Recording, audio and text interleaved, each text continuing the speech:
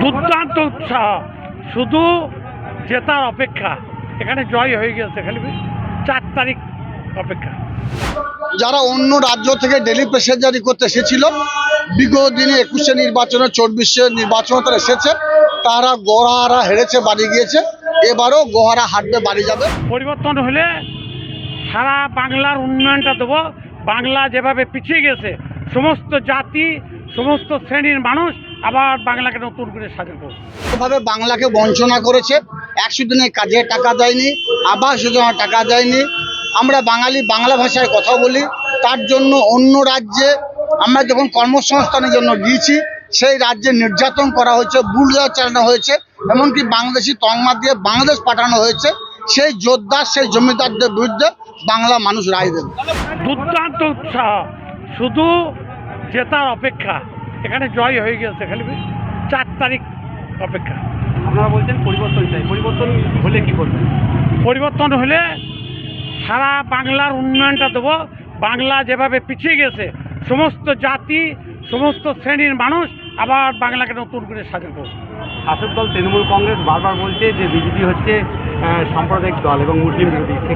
যে লাল চশমা চোখে দেয়, কাঁচটা যার লাল থাকে, সে লাল দেখে সারা পৃথিবীকে, কিন্তু পৃথিবী লাল নয়। ওদের চোখে সেই ধ্বংসের কাঁচ লাগানো আছে, তাই ওরা ওইসব স্বপ্ন দেখে।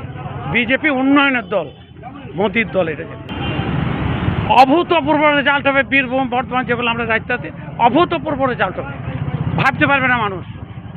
যারা অন্য রাজ্য থেকে ডেলি প্যাসেঞ্জারি করতে এসেছিল, বিগত দিনে 21শে নির্বাচনে 24শে নির্বাচনে তারা এসেছে, তারা গোহারা হেরেছে, বাড়ি গিয়েছে। এবারও গোহারা হাঁটবে, বাড়ি যাবে। কারণ তারা যেভাবে বাংলাকে বঞ্চনা করেছে, 100 দিনে কাজে টাকা দেয়নি, আবাস যোজনা টাকা দেয়নি। আমরা বাঙালি বাংলা ভাষায় কথা বলি, তার জন্য অন্য রাজ্যে আমরা যখন কর্মসংস্থানের জন্য গিয়েছি, সেই রাজ্যে নির্যাতন করা হয়েছে, বুলডোজার চালানো হয়েছে, এমনকি বাংলাদেশি তকমা দিয়ে বাংলাদেশ পাঠানো হয়েছে। সেই যোদ্ধার, সেই জমিদারদের বিরুদ্ধে বাংলা মানুষ রায় দেবে। আমি মামাটি মানুষের সৈনিক, মমতা বন্দ্যোপাধ্যায়ের সৈনিক। সারা বাংলার যে প্রান্তেই দাঁড় করাবে, যে মাঠেই দাঁড় করাবে, সেই মাঠেই খেলা করব। যে ধরনের খেলা হোক না কেন, সব ধরনের খেলায় আমি অভ্যস্ত। আমি যেমন ধান কাটতেও জানি, তেমনি ফুটবল খেলতে জানি, ক্রিকেট খেলতে জানি। স্বভাবতই মমতা বন্দ্যোপাধ্যায় সৈনিক হিসাবে আমি কাজ করছি, দলের হয়ে কাজ করছি। অবশ্যই এখানে আমার দাদা এখানকার বিধায়ক, উনি 14বার জনের বিধায়ক হবেন, এ বিষয়ে দ্বিমতে কোনো অবকাশ নেই। বিজেপিকে কি বলবেন?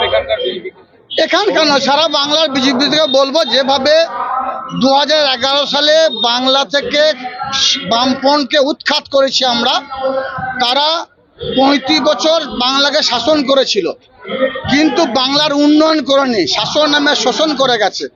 স্বভাবতই এই যে 26শে নির্বাচন, 21শে নির্বাচনে তারা বলেছিল ডবল সেঞ্চুরি হাঁকাবো, একটা সেঞ্চুরি হাঁকাতে পারেনি। 24শে নির্বাচনে তাদের 1.5 ডজন এমপি ছিল, 1 ডজনে নেমে গেছে। 74টি ওদের আসন ছিল। গত 21শে নির্বাচনে সেটা 50-এর নিচে নামবে। দেখতে পাবেন। 4 তারিখে গণনা কেন্দ্র যাবেন, আপনাদেরকে আমন্ত্রণ জানাচ্ছি, যাবেন, দেখতে পাবেন। ঝাঁপি খুলবে জোড়া ফুল, বাকিরা দেখবে সরষের ফুল। সে বামফ্রন্ট, সিপিএম তারা জোট বেঁধেছে বিজেপির কাছে টাকা নিয়ে। বামফ্রন্ট, সিপিএম থেকে শুরু করে, আইএসএফ থেকে শুরু করে, মিম থেকে শুরু করে, হুমায়ুনের দল থেকে শুরু করে, সকলেই বিজেপির দালালি করছে। বিজেপির কাছে টাকা নিয়ে তৃণমূলের শক্তিকে কমজোর করার চেষ্টা করছে। লাভ হবে না। বাংলার সুবুদ্ধি সম্পন্ন মানুষ, রাজনীতি সচেতন মানুষ, তারা মমতা বন্দ্যোপাধ্যায়, অভিষেক বন্দ্যোপাধ্যায়ের সাথে ছিল, আছে, আগামী দিনে। মমতা বন্দ্যোপাধ্যায় বলছে বীরভূমে 11-0 চাই। 11-0 হয়ে গেছে, চাই নয়, হয়ে গেছে। 4 তারিখে গণনা কেন্দ্রে যাবেন, দেখতে পাবেন। ঝাঁপি খুলবে তো জোড়া ফুল, বাকি সবাই দেখবে সরষের ফুল।